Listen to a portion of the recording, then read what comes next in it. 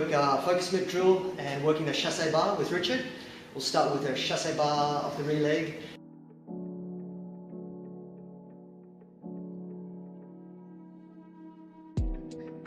From outside of punching distance, the chasse frontal bar can be delivered in conjunction with a suti or jump step.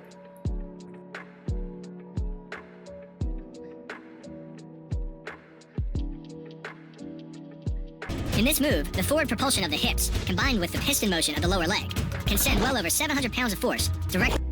In order to strike the inside of the opponent's knee or thigh, use a décollage to the right while keeping your hands up to avoid the opponent's counter punches. Through the rigid bone of the heel. This impact won't just knock an opponent down.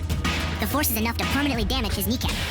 Now there's an intro, and there is the kick in question. So welcome, ladies and gents, to the Brennan Dorman Bread and Circus MMA channel. This breakdown will be on Alex Po Atan Pereira. He is the middleweight and light heavyweight champion, so the first champ in glory history. One of the better kickboxers pound for pound on the planet. I always thought he was unique as a striker, and I avoided covering him because of Israel, etc. But watching film study recently, I realized that he not only has that kick we just looked at, he did it a few times, but his striking style in general is unique and pretty interesting. Talented dude, so no time like the present. So one thing in particular he's hurt a lot of his foes with is slip hooks. So he'll kind of slip into a three. He's very long. He's about 6'4.5", and he'll pull out of range like that and kind of slam one in there. He's very rangy when he wants to be, although sometimes, oddly, he doesn't use his length for punching, and he's kind of mocked by opponents by being, or for being a boxer only that tends to kick sometimes. Not the case, but so here he's capping off with a knee that it kind of seems to be the norm, and he does what I would call a normal like Masato style leg kick right there, and follows that up on retraction with a left hook. So he, as the right leg retracts backward into stance, right here you'll see that spring loads the left hand hook, and then he kind of fades back and out. So again, both the low kick, left hook, and left hook advancing forward into right knee are two staples of his that you'll see as kind of frequent in their sequence. And I say Masato again because when slowed down you can see that he chambers slightly and the trajectory is within the center line, unlike say a Hoost who goes drastically over. He's over the center line a tad there, but as long as he could go another foot left. This is a zero wind up, kind of straight up into the thigh, but because his knee is so high, he kind of gets away with it. So this specific technique can be dangerous, as a Czech has destroyed many a low kick with upward trajectory. But because he's long and where he's chambering said knee, it's usually going to be above the point of impact where it could hurt, and he could get Anderson Silva or, and I didn't cover it in the breakdown, but Tyrone Spong versus Saki. There's examples. So sometimes his boxing is beautiful. This one too isn't as basic as it may appear. It's rangy, and watch how his hips kind of follow through on his strikes right there. McGregor would be a good example of someone that does that well. Here's a sliding, leaping left into that knee, and it's just like delayed cadence there. Sometimes he'll slam just 3 high knee, but other times it's kind of it's less sequitur. So this is proof of prior concept. Jab to the body, hook to the head, and again chambering the right knee. So check this out. There it is, and that was up and around, and a Brazilian kick, I guess, for the Brazilian. Though question mark seems to be more accepted now. More reiteration, retract on the high kick now into the 3. So that'd be a 10 high into a 3 fade off. And the level changes you'll see quite a bit with the lead leg as well. So same kind of no-tell, but high first and the low follows up. It's interesting. That's all lead leg. So he went high 9 into inside 7. He's capable of a lot of kicks. I mean, the arsenal is there. So I don't understand the boxer with kicks. There's a wheel kick that was ducked under pretty easily. And here's the kick that I guess I'll call an inside crescent low kick, because just the trajectory of it all.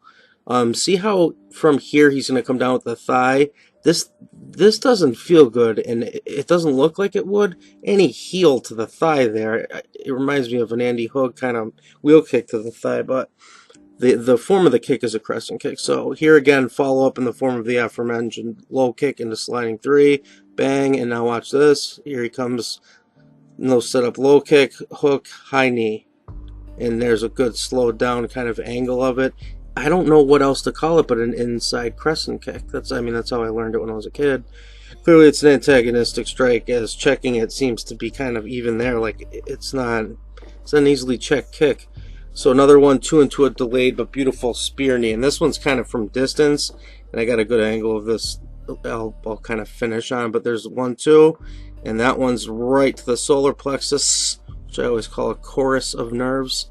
So in fact, his 1-2, it's pretty rangy, and here it's super accurate. And I like how oftentimes he'll just throw this leg kick like that completely naked. There was so much of a delay that it was a naked strike. So jab frame into a subtle switch 9 high, followed by that crescent low. And again, it's similar to the chassé bas or oblique kick, whatever you prefer as a name. Most people don't study savate in the States, so I get it either way. So I would say we've established there's varietal kicking, or a variety of kicking techniques. So the puncher only meme is a little silly for show. He's every bit a kicker, as he would be anything else.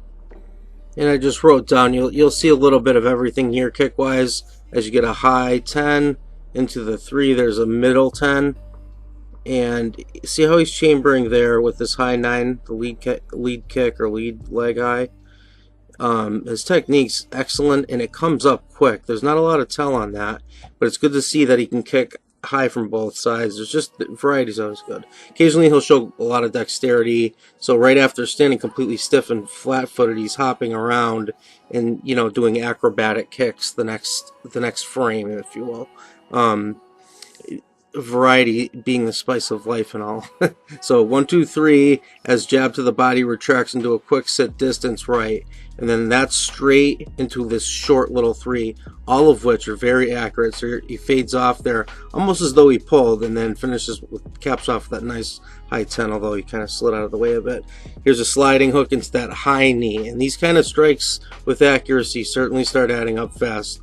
And bang, right there. And sometimes with those knees with the camera angle, you don't see them well, but fake slide 3 brings guard up. Pereira sneaks in a 4 and then 3. There, that's so nice. So that his hands are going to come up there to defend the 3. Instead, he puts a 4 in, digs to the liver, and then comes upstairs. Now he's coming home with the well-timed knee and some formality strikes afterwards because the knee lands so clean. Look at that, beautiful 3, and now he's already out on his feet. And that's going to be rolled a knockdown, although he fell as though it was a slip. Po Atan's a wonderful finisher. His record proves as much. So it becomes a pedal to the metal kind of thing. Another distance knee as he slips the 3 here. See him coming in. It's semi-tentative because he was able to slip right out of the way of that. And similar to why the Mayweathers touch or frame during their pad work, he counters a pull counter by framing right there on the shoulder into that beautiful 3, and here is another angle. Check this out. So from here, see how he frames on that, and it's just a button shot as they're both kind of coinciding their turn hips to meet.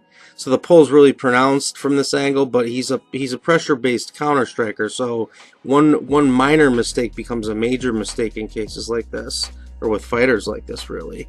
And there's a beautiful angle of that spear knee. It's nice and clean. Note the angle of it. His height helps certainly, but the technique is effective to come up at this kind of 30-degree angle. If you throw knees, and if you're intermediate to advanced, you know this. If you throw them straight in the line, like in what Thai fighters would probably call the punch line, depending on where you are, they lose some power because your hips aren't allowed to engage as much. So hopefully you learned something from this. I really just wanted to show you that interesting leg kick. It was certainly I didn't know what to even call it. So I'm going with inside crescent kick low or something along those lines, but I'm open for suggestions. And as always, I thank you all for watching. let's see if voiceovers make the difference people seem to think they will. I'm obviously trying some things out, if you haven't noticed. And I'm banging these out as well, because what the hell else are we going to do but watch YouTube videos right now? And that's all I got for today. Maybe I'll put something out the next few. Alright, cheers.